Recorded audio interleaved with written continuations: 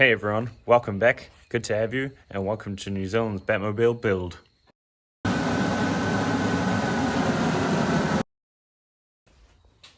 So in our last video, you saw that we welded up this frame. So I've gone ahead and just continued with some 3D files for the front that is going to be going on here. We're going to figure out a way of cutting the sheet metal. I'm looking at doing 5mm, which is quite excessive for a front piece. However, we're going to have located here and located up here, we're going to have steps so we can get into the Batmobile when it opens up. So that's how that's going to work. And just down here, you can see I have the bolted burner, and we'll be wiring that up and hopefully have a test shot for you guys showing how that is working. So these are just some of the components I'm going to use to set up this burner.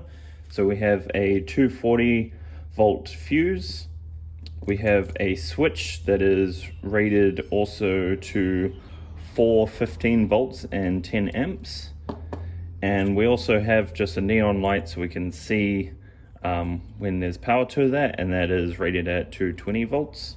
Managed to dig out myself a power cable and got it all connected up and strip the ends, so I'll just add the little connectors to them and then connect it to the burner.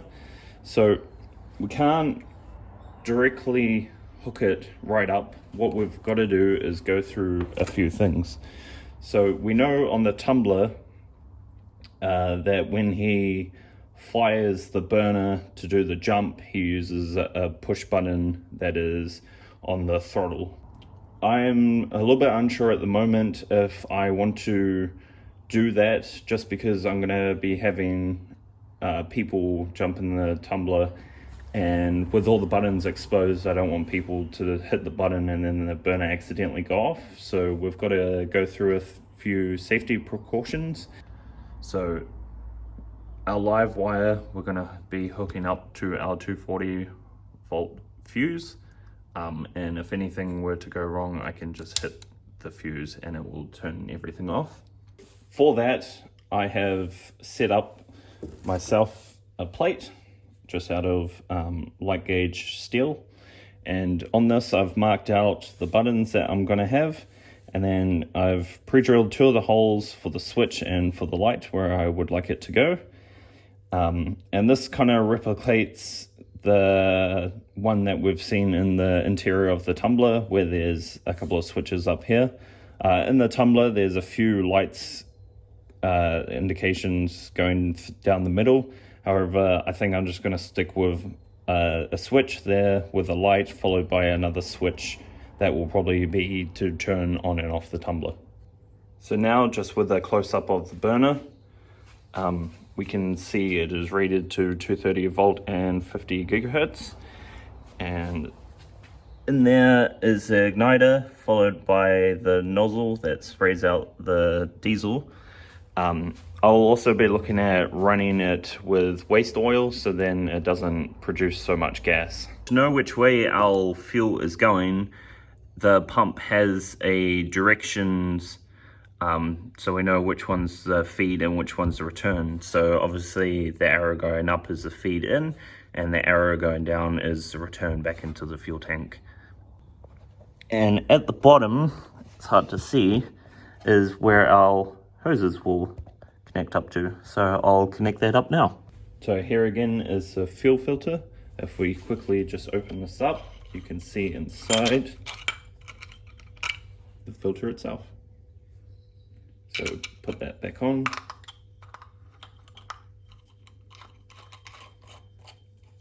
On the filter, it has directional arrows, so we know which way the fuel is going. On this side here, we'll be putting this fitting on so it can be connected to the hose. And on this side, we have another fitting that will be connected up to our braided hose. So braided hose on this end, that could be connected up like so.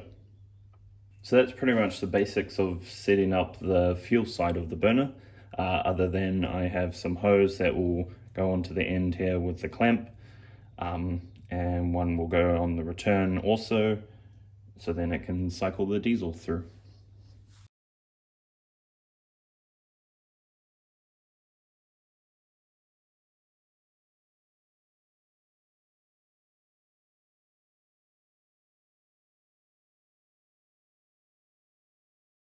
This is our board that we've set up. We have our switch and our indicator light. So at the back, what I'm hoping to do is go straight from the fuse to the light and then come through number 4 of the switch, and then from 4 we then go to the burner.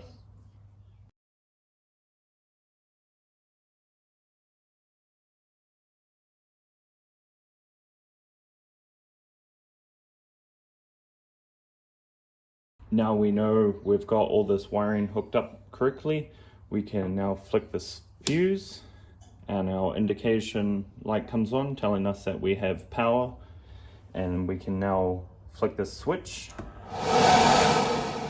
and now the burner works correctly. We fired up that burner last night and man, it was pretty wicked. I'll add a video to the end of this so you guys can check it out.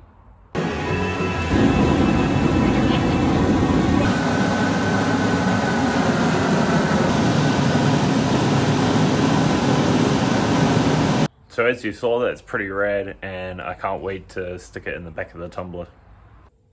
So here with me, I just have my trusty iPad, and I'll just be quickly going through the list of things that we have for the tumbler. First on the list, we of course have these massive wheels.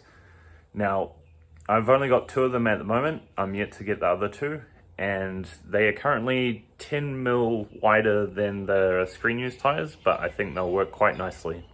Next up is those front tires, and they are Huza checkerboard dirt tires. I managed to find on Marketplace some drag slicks, so I think they're going to work perfectly for the front end.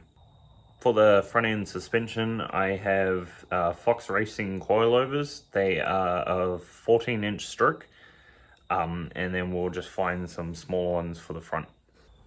By looking at a lot of these images of the front end of the tumbler, it looks like the best option for the front axles is to be Jeep Wrangler. So I'm going to find myself a Wrangler and get the parts off it. Now for the engine, in the last video I said that I'll go with a V8. I haven't decided on which V8 at the moment. It might just be out of a Ford or a Holden Commodore. Or I did also think about just using a V6 for now, just to get the build rolling. I'm also trying to figure out a drive system, which is using a Subaru transaxle and kind of using some gears hooked up with some chains to then another diff, to then also the last diff. It doesn't sound ethical at the moment, but I think we might be able to get away with it and make it work. We also have to grab a power inverter that allows us to hook up the battery to the burner, and that is going to sit in this frame, so we'll have the battery at the bottom, inverter at the top, and then plugged into our burner. So I've just jumped inside to my computer and opened up a picture of the Jeep Wrangler parts that we're going to be using. So I'll just quickly show you. With this front axle, these are the parts that we'll be grabbing. So we'll just be chopping them off and adding them to the front of the tumbler, just like this reference picture I have here of it. So that's it there, and then we'll add our disc and hub and attach it to the rest of the frame. So also I just have a quick picture of the interior, and as you can see over here we have that plate that we're going to add in with the switches and buttons, and then our other buttons at the back for the burner. And so that is the mock-up of what I have, what it's going to look like in 3D. There's a few pictures of it. That concludes for now what I have for the parts. I'm still currently waiting on steel to arrive at my place and a couple of other things to get the ball rolling. Hopefully this video can show you guys more about the process, and hopefully in the next one we could do more welding. Thank you so much for watching. Please make sure to follow my socials and stay tuned for the next one.